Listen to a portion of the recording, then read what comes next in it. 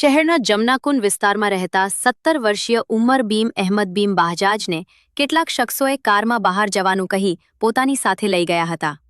ત્યારબાદ તેને મોતી તળાવ વિસ્તારમાં આવેલી એક ઓફિસમાં લઈ જઈ આશરે 3 કલાક સુધી મારવામાં આવ્યો હોવાનો આક્ષેપ કરવામાં આવ્યો છે।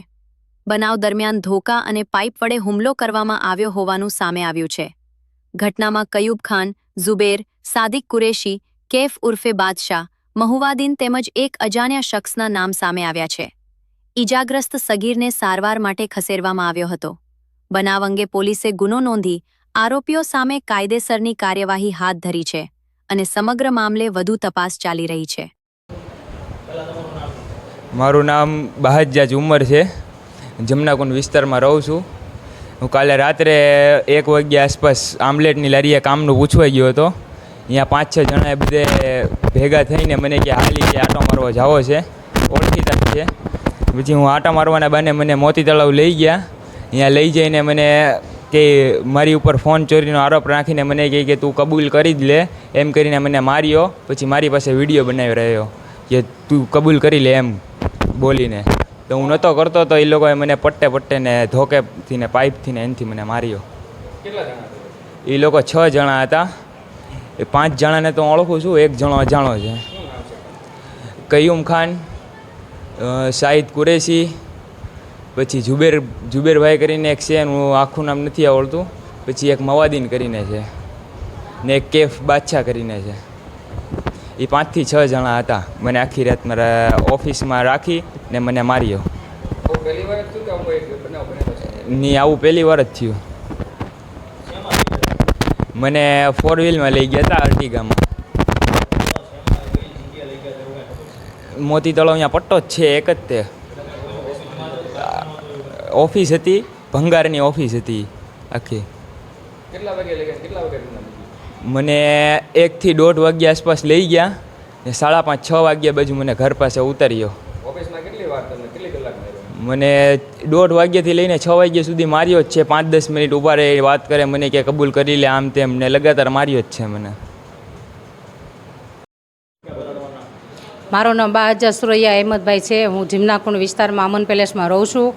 રાતની સુમારે 1:30 વાગે મારો બાબો મને મળતો ન હતો। સવારે 6 વાગે મારો બાબો ઘરે આવ્યો અને સૂઈ ગયો હતો। મને એમ કે ભાઈબંધ દોસ્તાર હારે ગયો હશે, એટલે એ રાત્રે સૂઈ ગયો। એટલે મેં એને સવાર સુધી સુવા દીધો। 1:30 વાગે 2 વાગે મેં મારા બાબલાને ઉઠાડવાની કોશિશ કરી કે બેટા ચાલ નાસ્તો કરી લે। તો મારો બાબરો જોરથી રાડું પાડીને રોવા માંડ્યો, ઉઠતો ન હતો। અને કેટલું પૂછવા છતાં, કેટલી ધાક ધમકી આપવા છતાં મારો છોકરો કોઈનું નામ ન આપતો હતો। પછી ફોસલાવીને મેં પોલીસની ધમકી આપી કે હું તને નવાપરા પોલીસ ચોકીમાં લઈ જાઉં છું, જે કાંઈ હોય તું પોલીસવાળાની સામે કબૂલ કરી લેજે। ને મારા બાબલાએ પછી અમને કીધું કે મમ્મી મને રાત્રે 1:30 વાગે 4-5 જણા ભાઈબંધ દોસ્તાર, જે આમલેટની દુકાન છે એ દુકાન ઉપર એ ગયો તો મારો બાબલો, ત્યાંથી તેને ગાડી ઉપર બેસાડી અને પછી કંઈક મોટરમાં કે તેમાં બેસાડી અને તેને મોતી તળાવ લઈ ગયા। ત્યાં રોડના પટ્ટા ઉપર કાંઈક ભંગારની ઓફિસ છે, ત્યાં 6-7 જણાએ મારા છોકરાને જાળી બંધ કરી અને અંદર પૂરી અને મારા બાબલાને ખૂબ જ ઢોર માર્યો। સવારે 6 વાગ્યા સુધી માર્યો એને, અને બહુ જ માર્યો મારા બાબલાને।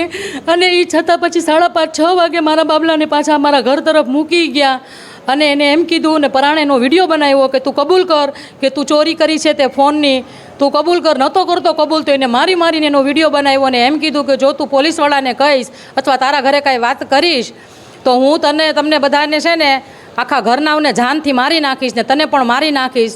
એ છતાં પણ હું બી નહીં અને હું પોલીસ ચોકીએ મારા બાબલાને પરાણે લઈને આવીશું। આખી રાત મારા બાબલાને માર્યો છે ને ચોરી ન કરી હતી તો પણ તેનો વિડીયો બનાવ્યો છે અને વિડીયો વાયરલ કરવાની અને પોલીસવાળાને એમ કહેશું અમે કે જો આ છોકરાએ કબૂલ કર્યું કે એણે ફોન ચોર્યો છે, એવો વિડીયો બનાવીને પરાણે એની પાસે હા પડાવી અને 6:30-5 વાગે મારા બાબલાને મૂકી ગયા। અને મારા બાબલાને મને 1:30-2 વાગે 2:30 વાગે ખબર પડી, એટલે હું નવાપરા પોલીસ ચોકીમાં મારો બાબલો બીકનો માર્યો બોલતો ન હતો, પણ છતાં હું એને પકડીને પોલીસ ચોકીમાં લઈ ગઈ ને ત્યાં પોલીસવાળાની સામે તેણે બધું કબૂલાત કરી। અને મારનાર 6 જણા હતા ને જાણીતા ભાઈબંધ હતા એના, અને પરાણે એને પકડી અને લઈ ગયા એ લોકોને।